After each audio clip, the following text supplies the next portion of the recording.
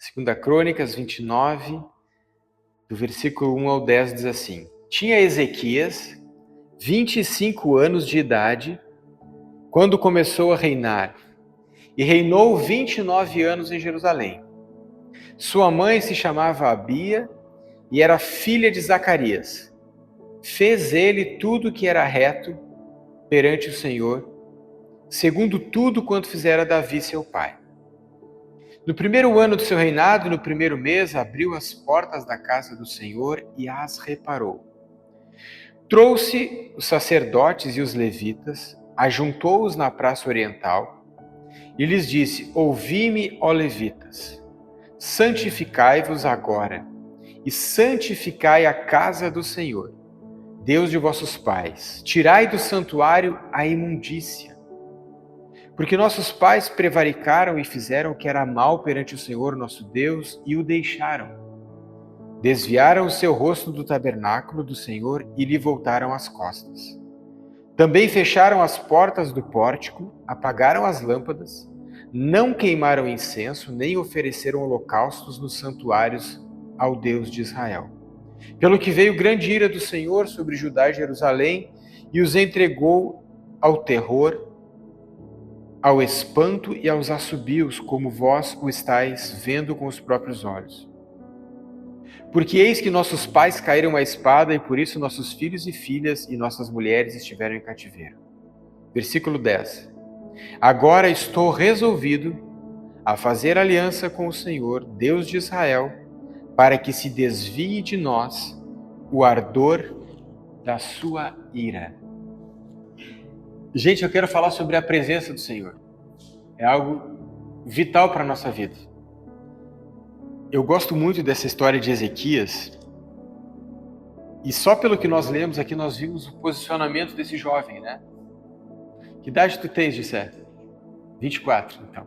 Olha para o Gessé, um jovem de 24 anos. Ezequias, quando começou a reinar em Israel, tinha 1 ano a mais que Gessé. Eu não posso falar de Ezequias, no capítulo 29, sem antes falar de um outro rei, que está no capítulo 28, que é o rei Acás, o rei que veio antes de Ezequias. E no capítulo 28, eu não vou ler os versículos, mas eu vou comentar a história dele, porque a gente precisa entender o que fez Acás, para entender a importância do que fez Ezequias. E Acás, o rei que antecedeu Ezequias, ele tinha 20 anos quando ele começou a reinar em Israel. E olha o que diz aqui no versículo 1 do capítulo 28 de 2 Crônicas. Tinha Acás 20 anos quando começou a reinar e reinou 16 anos em Jerusalém. E não fez o que era reto perante o Senhor. Nós lemos que Ezequias fez tudo quanto era reto perante o Senhor. Mas Acás, o rei que veio antes dele, não fez o que era reto perante o Senhor. E diz que andou nos caminhos dos reis de Israel e até fez imagens fundidas a Baalins, que eram outros deuses. E também queimou incenso no vale e queimou os próprios filhos. Imagina, Acás era um rei, com 20 anos começou a reinar em Israel. E ele fez tudo o que não era certo diante de Deus. Então ele foi um rei muito mau, foi um rei ímpio. Ele sacrificou a deuses pagãos, criou imagens de outros deuses e sacrificou a vida do seu próprio filho a outros deuses. E por causa do que fez Acás, o povo todo sofreu as consequências, porque ele se afastou de Deus. E a gente precisa entender que nesse contexto do Antigo Testamento, diferente do Novo Testamento, a presença de Deus ela não estava nas pessoas. O Espírito de Deus, a Bíblia diz no Antigo Testamento, ele vinha sobre o profeta quando Deus queria falar ao povo, se manifestar ao povo. Então Deus utilizava a boca do profeta para direcionar, para corrigir o povo. Então, a presença de Deus, ela literalmente, ela habitava no tabernáculo, que era um local de umas tendas, e depois esse tabernáculo foi substituído por um templo, instituído por Davi. Então aqui nessa situação já existia o templo, né? O templo era literalmente um prédio enorme que existia no meio de Jerusalém, onde as pessoas iam para adorar a Deus, para entregar os sacrifícios. E a presença de Deus, a Shekinah de Deus, ela literalmente estava em um local do templo chamado Santo dos Santos, dentro de uma arca chamada Arca da Aliança.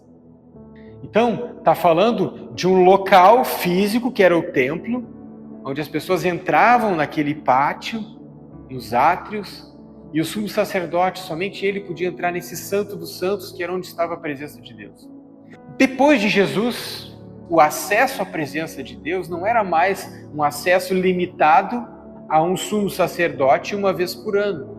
Mas agora a Bíblia diz, como Paulo diz em 1 Coríntios, não sabeis vós que vocês são o santuário de Deus, templo de Deus, e que o Espírito habita em vós?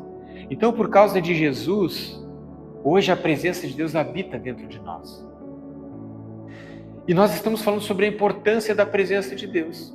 Então vocês podem me perguntar, mas se a presença de Deus habita dentro de mim, como que eu posso estar distante dela? Como que eu posso estar distante da presença de Deus? Aí eu volto ao exemplo do rei Acás, antes de nós falarmos de Ezequias, não fazendo o que é reto perante o Senhor. E foi o que esse rei fez.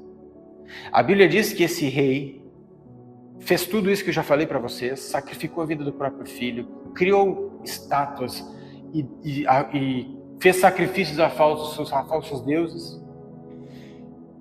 E a Bíblia diz que esse homem também, por causa dele, todo o povo sofreu. Por exemplo, no versículo 24, diz que Acás, esse rei, 2 Crônicas 28, 24, diz que esse rei Acás, ele juntou os utensílios da casa de Deus, os utensílios do templo, e fê-los em pedaços, e fechou as portas da casa do Senhor.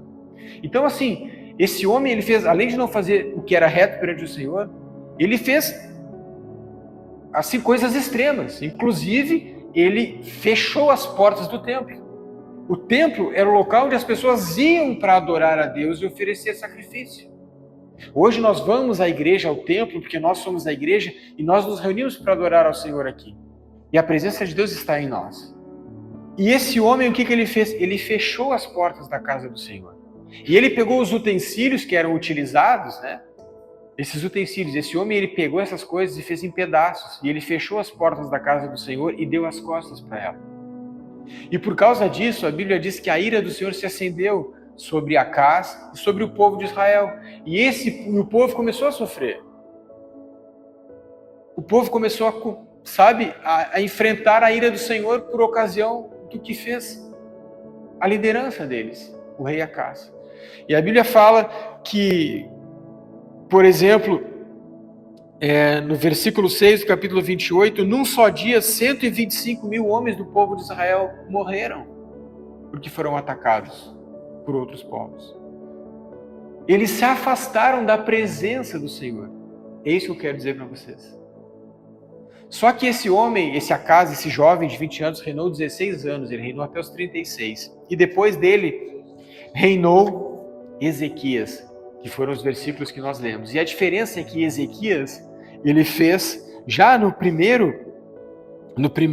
segundo versículo diz, fez ele o que era reto perante o Senhor, segundo Davi seu pai, segundo o que Davi havia feito. Davi foi quem construiu o templo, construiu a casa do Senhor. Então Ezequias, com 25 anos, ele assumiu o reinado de Israel, com muita responsabilidade, mas a primeira coisa que ele fez, a Bíblia diz que ele fez tudo que era reto. Versículo 3, a primeira coisa que Ezequias fez, quando ele assumiu o reinado, diz assim, no primeiro ano do seu reinado, no primeiro mês, ele abriu as portas da casa do Senhor e as reparou. Então, Ezequias, ele sabia da importância do templo, sabia da importância da presença do Senhor, do temor ao Senhor, ao Deus de Israel, do favor de Deus para com o povo, e a primeira coisa que ele fez foi abrir as portas do templo e reparar as portas. Porque elas estavam muito tempo fechadas. Imagina as pessoas querer ir até um local para adorar ao Senhor naquele tempo, porque se adorava no templo em Jerusalém e o templo está fechado. E as pessoas não estarem vivendo sobre o favor de Deus. Era um tempo onde eles viviam com medo. Era um tempo de guerra. Era um tempo de escassez, onde a mão do Senhor não estava favorecendo o povo. Então Ezequias, ele abriu as portas do templo, foi a primeira coisa que ele fez e reparou. E depois que ele fez isso, diz no versículo seguinte: trouxe os sacerdotes, que eram aqueles que trabalhavam no templo, e os levitas, juntou-os todos na praça oriental e disse... Então ele abriu as portas do templo, chamou o pessoal que estava em casa, em lockdown lá, tranquilo, sem trabalhar, sem fazer nada, e ele disse assim: ouvi-me, ó levitas. A primeira coisa que ele diz, ele não diz assim: vamos abrir as portas do templo e trabalhar. Olha só, a primeira coisa que Ezequias, esse jovem, disse para aqueles homens que trabalhavam no templo, talvez porque eles viviam com o rei Acaz num outro tempo, num outro contexto, fazendo de qualquer jeito. A primeira coisa que ele disse é: santificai-vos agora, e santificai a casa do Senhor, Deus de vossos pais, e tirai do santuário, tirai do templo toda a imundície. Para falar que nós hoje estamos vivendo um tempo de separação, onde nós temos que chegar na igreja e dizer assim: santifiquem-se, santifiquem a casa do Senhor, tirem do altar toda a imundícia. Eu sou de um tempo onde a gente subia e a gente tinha que estar no louvor ali, dizer assim, ó, fiquem sensíveis à ação do Espírito Santo. Daqui a pouco Deus vai mandar tu largar o teu instrumento, dar um abraço no irmão, faz isso, sabe? Não fica preocupado somente ao teu instrumento, mas em adorar o Senhor, a atmosfera espiritual, o que Deus quer fazer no lugar. Em relação ao ambiente, as luzes, a gente entra assim, é tudo preparado para acolher as pessoas, né? Para as pessoas se sentirem bem, ter aquela experiência, né? Uma experiência. Hoje tu vai na igreja, a igreja tal, não é um culto, ali é uma experiência que tu tens, né? Algo, sabe, é um produto que se vende assim. Que com todas essas distrações e preocupações, o essencial acaba ficando. E às vezes Deus se manifesta num grupo pequeno de pessoas, um louvor, um violão, quando as pessoas estão com a mesma disposição. E aí quando eu vejo Ezequias, ele abrir as portas do templo, em vez de ele dizer, vamos lá, vamos pegar, vamos começar os sacrifícios, ele diz, primeira coisa, santificai-vos. Sabe, tirem do altar toda a imundícia. E às vezes a gente sobe no altar, não que o altar seja um local santo, onde ninguém pode subir, mas é o altar utilizado para prestar culto ao Senhor. Aqui no Antigo Testamento era um local onde só entrava o sumo sacerdote, era o santo dos santos. Hoje é um altar onde a partir dali sai o louvor, a adoração coletiva que conduz a igreja e tal. Aí as pessoas vão ali, tocam bem e tudo, mas só um pouquinho. Como é que está a questão interior? Como é que está a questão espiritual da coisa? Então Ezequias diz para eles, santificai-vos. Então Deus começa a levantar aqui um ponto extremamente importante, que a presença dele, a manifestação da presença dele não ocorre sem santificação. E aí depois ele diz assim, porque os nossos pais prevaricaram e fizeram o que era mal perante o Senhor. E o deixaram. Olha o que ele está dizendo, os que vieram antes de nós, fecharam as portas do templo, não fizeram o que era reto perante o Senhor, prevaricaram, foram desobedientes, não se santificaram, desviaram o seu rosto do tabernáculo do Senhor e lhe voltaram as costas. Desviaram o rosto. E quando a gente fala em tabernáculo, está falando aqui de morada, de habitação, de lugar da presença.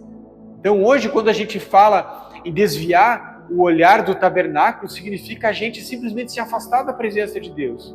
E nos dias de hoje, não é tu não ir à igreja, é tu não desenvolver um relacionamento com o Espírito Santo, não buscar a face do Senhor. Também fecharam as portas do pórtico, e ele fala 3 coisas importantes aqui, que os pais deles fizeram e que ele veio para corrigir. A primeira, eles fecharam as portas do pórtico e apagaram as lâmpadas. O que é apagar as lâmpadas? Aqui ele está falando literalmente de terem apagado as lâmpadas que ficavam acesas no templo para iluminar o ambiente. Hoje, o que nos traz clareza? O que é a lâmpada acesa para a nossa vida hoje? O que o salmista diz no Salmo 119? Lâmpada para os meus pés é o quê? A tua palavra. E luz para o meu caminho. De que forma nós apagamos a lâmpada hoje? Não, olha, nos afastando da palavra do Senhor. E a palavra do Senhor, às vezes, ela vai nos trazer alento, mas às vezes vai nos corrigir. Às vezes a palavra de Deus, ela vem até pesada para a gente, porque a gente está numa situação que precisa de correção. Então, quando Ezequias reuniu aqueles homens, ele disse, santificai-vos. Ele não deu tapinha nas costas e disse, agora vocês vão trabalhar, vão ganhar um salário bom. Ele disse, se santifiquem. Façam o que é reto perante o Senhor. Então, os pais, os que vieram antes de Ezequias, apagaram as lâmpadas e não queimaram incenso, nem ofereceram holocaustos. Apagaram as lâmpadas, não queimaram incenso. O que é não queimar incenso hoje? O incenso, ele simbolizava a adoração e a oração. Quando a gente não ora, as luzes da nossa vida se apagam. E quando as luzes da nossa vida se apagam, a gente não enxerga. A gente fica perdido. Nós perdemos a direção. Sem oração, não há comunicação com Deus. Não há diálogo com Deus. Não há o direcionamento do Espírito Santo. A gente faz o que está na nossa cabeça. A gente faz o que a gente acha de acordo com o nosso humor. Choveu, não vou na igreja. Fulano falou de mim, vou falar dele também. Perdemos o senso do que é correto. Perdemos a direção. Ficamos no escuro. Ficamos cegos. As luzes da nossa vida se apagam quando nós não oramos. Aqui foi o que eles fizeram. Apagaram as lâmpadas, não queimaram mais incenso. Só que isso aqui era literalmente no Antigo Testamento, hoje no Novo Testamento. A abordagem é diferente. E nem ofereceram holocaustos. O que é oferecer sacrifício, holocausto? Romanos, capítulo 12, versículo 2 diz, apresenteis o vosso corpo como sacrifício vivo, né? O que é oferecer um sacrifício a Deus, um holocausto a Deus? Eu não estou a fim de orar, mas eu vou orar porque eu sei que eu tenho que orar. A minha carne está com fome, mas eu preciso jejuar, eu vou mostrar para a minha carne quem é que está no controle. Eu ter vontade de satisfazer desejos da carne, mas eu não faço. Por quê? Porque eu mostro quem é que está no controle, quem é que governa aqui. Isso são sacrifícios. Eu estar triste com dificuldade, mesmo assim, me esforçar para levantar as minhas mãos e adorar o Senhor, porque eu sei que a adoração vai me ajudar a reverter essa situação. Então o povo fez tudo o que não era para fazer. Fecharam as portas do templo, apagaram as lâmpadas, não queimaram incenso e nem ofereceram sacrifícios. O que nós vemos hoje no cenário geral? Em muitos altares, as pessoas virando as costas para Deus, não orando, não adorando ao Senhor, não oferecendo sacrifícios de louvor, distantes da palavra. Elas estão mais semelhantes ao rei Ezequias ou ao que fez o rei Acás? Então, quando Deus diz assim, santificai-vos, é como se Deus fizesse hoje um alerta para nós. Vamos nos santificar, vamos tirar do altar toda a imundícia. E quando ele fala, a gente não está falando só no contexto da igreja, mas ele está falando no contexto da nossa vida. É como se Deus dissesse para nós, se santifiquem, tirem do altar da vida de vocês toda a imundícia. Orem mais, adorem mais, busquem mais ao Senhor. Clama a mim e responder-te-ei, anunciar-te-ei coisas grandes e firmes que não sabes. Existe uma grande diferença quando nós buscamos a presença do Senhor. Buscar a presença do Senhor é buscar um relacionamento com Ele. É trazer Ele para o nosso contexto diário. É botarmos Ele em primeiro lugar. É vivermos uma vida que agrada a Deus. E quando a gente faz isso, assim como Acás fez o que era errado e a ira do Senhor se acendeu sobre ele, isso significou guerra. Quando Ezequias se voltou ao Senhor, Deus começou a abençoar o povo. A Bíblia conta que quando a Arca da Aliança do Senhor tinha sido roubada pelos filisteus, o povo de Israel, Davi mandou recuperar a Arca da Aliança. E no meio do caminho, a carreta que trazia a Arca da Aliança estragou e eles deixaram na casa de um homem chamado Obed-Edom. Ela ficou ali por 3 meses. E a Bíblia conta que nesses 3 meses que a Arca da Aliança com a presença do Senhor ficou na casa dele, a terra dele produzia muito mais. As vacas eram mais gordas e davam mais leite. Tudo ia bem. Ele prosperou porque a presença do Senhor estava ali. Então a presença do Senhor na nossa vida, quando buscamos relacionamento, é sinônimo de prosperidade em todas as áreas, em todas as esferas da nossa vida. Então quando nós fazemos isso, buscamos ao Senhor, atentamos para esses detalhes, fechar as portas do templo. Não, vamos abrir as portas do templo. Sabe? Vamos abrir a nossa vida completamente ao Senhor, vamos manter um relacionamento com Ele. A oração, a adoração, a meditação na palavra, isso atrai o favor de Deus para a nossa vida. Então a gente acha que na nossa vida as coisas vão bem porque a gente está se dando bem em algum momento da vida. Arrumei um novo emprego, fiz um bom negócio, estou me dando bem. Mas quando a gente busca Deus em primeiro lugar, é Deus quem se preocupa em fazer com que nós estejamos bem. E mesmo que as coisas aos nossos olhos pareçam que não estão indo bem, Deus está no controle de todas as coisas e de repente as coisas ficam bem, porque o favor de Deus está sobre a nossa vida quando nós estamos comprometidos com Ele. A gente cuida do reino e o rei cuida da gente. Filipenses 2, 14 e 15 diz assim, Paulo diz assim, fazei tudo sem murmuração ou contendas, para que vos torneis irrepreensíveis e sinceros, filhos de Deus, inculpáveis no meio de uma geração pervertida e corrupta, na qual resplandeceis como luzeiros do mundo. Olha o que ele está dizendo. Façam tudo sem murmuração, sem contenda, para que vocês se tornem irrepreensíveis, como filhos de Deus, inculpáveis, ou seja, sem culpa, no meio de uma geração pervertida e corrupta. Então, quando a gente identifica hoje o contexto social que nós vivemos, o viés da denominação A, B ou C, não nos importa nos preocuparmos com isso. Nos importa em fazer o que é correto aos olhos de Deus, buscarmos a sua palavra, entendermos as Escrituras e vivermos uma vida que agrada a Deus. Como? Buscando a sua presença. O talento, a estrutura, ela enche o ambiente, mas é somente a unção de Deus que despedaça todo o jugo. Então nós podemos ter pessoas, contextos, ambientes, mas não temos a presença de Deus manifesta. Mas nós podemos também ter um grupo pequeno de pessoas e nós temos a manifestação da presença do Senhor. Nós podemos ter grandes músicos e grande ministério de louvor, ou nós podemos ter apenas uma voz de violão. Deus está preocupado com o nosso coração. E Deus não vê como o homem natural vê, Ele vê o coração.